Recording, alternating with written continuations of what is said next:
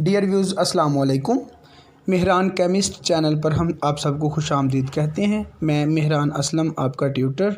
यहाँ पर हम इंटरमीडिएट का कोर्स सबसे पहले शुरू करेंगे, तो आप सबसे गुजारिश है कि अगर आप इस चैनल पर नए हैं तो इसको सब्सक्राइब कर लें ताकि आने वाली सारी वीडियोस जो हैं वो आप तक पहुँचती रहें। अस्सलाम वालेकुम class, my name is Mehran Aslam. I passed my MPhil from the University of Lahore. Lecture 2 है हमारा, चैप्टर 7 क्लास 11। फर्स्ट लेक्चर हम ऑलरेडी थर्मोकेमिस्ट्री चैप्टर था और उसका मेन टॉपिक था एक्सोथर्मिक और एंडोथर्मिक का डिफरेंस, वो हमने प्रीवियस लेक्चर में दिया। नेक्स्ट लेक्चर हमारा है spontaneous reaction and non spontaneous reaction. जो स्पॉन्टेनियस रिएक्शन है ऐसी रिएक्शन है जो कि टेक प्लेस होते हैं on its own without any external assistance and move from the non-equilibrium to equilibrium state। यानी ऐसे रिएक्शन हैं जो बगैर किसी बैरूनी मदद के वकूअ पज़ीर होते हैं, उन्हें हम क्या कहते हैं? स्पॉन्टेनियस रिएक्शन कहते हैं। और नॉन स्पॉन्टेनियस रिएक्शन उसके क्या हैं? वाइस वर्सा, उल्ट हैं। उल्ट क्या है कि ये टेक प्लेस होते हैं with outside assistance. Those reaction which take place with outside या with external assistance is called non-spontaneous reaction। आगे प्रॉपर्टीज है इनकी कि जो spontaneous reaction है वो रेल है, यूनिडायरेक्शनल है, इरिवर्सिबल है। इनका क्या मतलब है हम एग्जांपल में आपको समझाएंगे। ये रेल का मतलब है कि यूनिडायरेक्शनल यानी गैर सिमती, सिर्फ एक सिमत, इरिवर्सिबल यानी वापस नहीं आ सकते। और नॉन स्पॉन्टेनियस रिएक्शन में जो एग्जांपल है वो है अनरेयर, रिवर्सिबल यानी ये गैर हकीकी होते हैं ज़्यादातर, मोस्टली, और रिवर्सिबल है। ठीक है, आगे एग्जांपल है। एग्जांपल में हमने लिया स्पॉन्टेनियस रिएक्शन में वाटर का flow from high to low level, और नॉन स्पॉन्टेनियस में वाटर का flow from low to high level, यानी pumping of water to uphill, यानी पंप करना वाटर को कि अपहिल की तरफ मूव करे। तो इसके लिए क्या है? एक्सटर्नल असिस्टेंस की जरूरत है। इसके लिए एक्सटर्नल असिस्टेंस की जरूरत नहीं है क्योंकि water flow high to low level एक नेचुरल फिनोमेना है। इसीलिए हम जो है स्पॉन्टेनियस रिएक्शन को नेचुरल प्रोसेस भी कहते हैं। तो ये इसलिए रियल है, और इसलिए क्या है? अनरियल है। पंप लगा रहे हैं, आर्टिफिशियल चीज़ लगा रहे हैं, मदद ले रहे हैं। आगे transfer of heat from cold to hot body. Cold to hot body में ना स्पॉन्टेनियस होगा। क्यों? जैसे रेफ्रिजरेटर है, उसका काम ही ये है कि वो कोल्ड बॉडी से क्या करता है?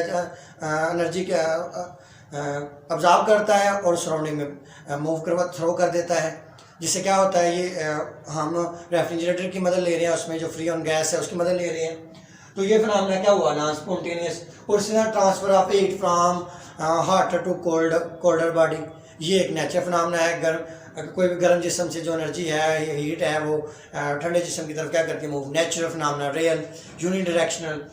अब न्यूट्रलाइजेशन ये एक ऐसा रिएक्शन को कहते हैं जिसमें एसिड रिएक्ट करता है बेस के साथ, और इस अमल के दौरान साल्ट और पानी बनता है ना, यानी ना तो एसिड रहता है ना बेस रहता है, और एक न्यूट्रल चीज़ बन जाती है साल्ट। इसलिए इस अमल को क्या कहते हैं? न्यूट्रलाइजेशन। रिएक्शन जैसे HCl और रिएक्शन है NOH का, और जब ये रिएक्ट करेगा तो क्या बनेगा? NaCl और साथ में वाटर। और ये क्या है? स्पॉन्टेनियस रिएक्शन है। स्पॉन्टेनियस रिएक्शन किस तरह है कि एसिड नेचुरली बेस के साथ रिएक्ट करती है, बेस नेचुरली एसिड के साथ, क्योंकि वो न्यूट्रल होना चाहते हैं। और इसी तरह रिएक्शन है reaction between N2 and O2। N2O2 ये दोनों गैसेज हैं और ये हमारी एटमॉस्फेयर में पाई जाती हैं। N2 तकरीबन 78%, ऑक्सीजन 21% ऑलमोस्ट। तो ये दोनों अनरिएक्टिव हैं, लेकिन जब इन्हें हीट प्रोवाइड करते हैं, लाइटनिंग प्रोवाइड करते हैं, एनर्जी प्रोवाइड होती है इन्हें, तो ये रिएक्ट करते हैं और नाइट्रिक एसिड बना देते हैं NO। तो यानी ये खुद नहीं करते, लाइट की मदद से, हीट की मदद से ये रिएक्शन हुआ, इसलिए क्या है? Non spontaneous reaction. यहाँ तक बड़ा समझ आ गई आपको स्पॉन्टेनियस और नॉन स्पॉन्टेनियस की। और स्पॉन्टेनियस में एक अहम बात मैं आपको बता रहा हूँ कि कुछ स्पॉन्टेनियस इस तरह के रिएक्शन होते हैं जिनमें हम शुरू में तो एनर्जी प्रोवाइड करते हैं, लेकिन बाद में वो खुद ब खुद होते जाते हैं। यानी इनिशियली हम एक बार स्टार्ट कर देते हैं, देन वो प्रोसीड करते हैं विदाउट एनी एक्सटर्नल, यानी देन वो प्रोसीड करते जाते हैं अनटिल वो फिनिश ना हो जाए। उन रिएक्शन को भी हम क्या कहते हैं? Spontaneous reaction. जैसे बर्निंग ऑफ कोक, हाइड्रोकार्बन, इन सब का बर्न करना क्या है? स्पॉन्टेनियस रिएक्शन है। और इसी तरह कुछ एग्जांपल हैं, जैसे कहता है कि is a burning of candle is spontaneous, is a burning of candle spontaneous explain, कि जो कैंडल है क्या बर्न करना उसका क्या स्पॉन्टेनियस है? तो वाकई स्पॉन्टेनियस है। रेयर स्पॉन्टेनियस क्यों? कि जो कैंडल है वो वैक्स की बनी है, और वैक्स क्या है? हाइड्रोकार्बन। और हमने अभी अहम बात बताई है कि जब हम इनिशियली एक बार उसे स्पार्क दे देते हैं, देन वो क्या कर देता है? प्रोसीड करता है on it's on without any external assistance.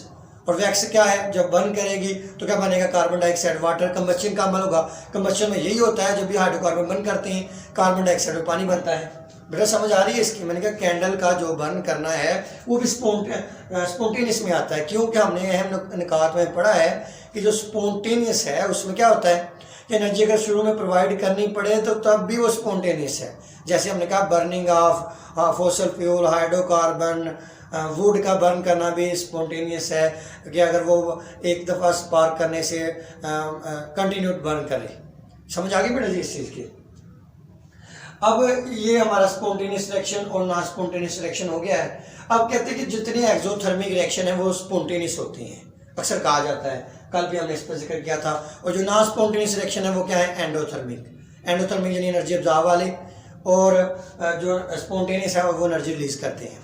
लेकिन कहते हैं एक्सेप्शन है। क्या है एक्सेप्शन? ये अगर आपको नजर आए तो एक्सेप्शन में क्या है कि ये बात ठीक नहीं है कि तमाम एक्सोथर्मिक ही स्पॉन्टेनियस है, यानी ऐसे सिस्टम जिनकी एनर्जी कम होती है वो ही स्पॉन्टेनियस है। नहीं, ऐसी बात नहीं है। कुछ रिएक्शन ऐसे भी हैं जिनमें एनर्जी एब्जॉर्ब होती है, यानी उनमें सिस्टम की एनर्जी इंक्रीज करती है, तब भी वो स्पॉन्टेनियस है। जैसे हमने एक एग्जांपल लिया है वाटर की, ये लिक्विड स्टेट में होता है। पानी के जो बखरात हैं नेचुरली वो क्या करते हैं? एनर्जी एब्जॉर्ब करते हैं और गैस में चले जाते हैं। और इसमें कितनी एनर्जी एथाल्पी चेंज कितनी आती है? प्लस 44 किलो जूल पर मोल।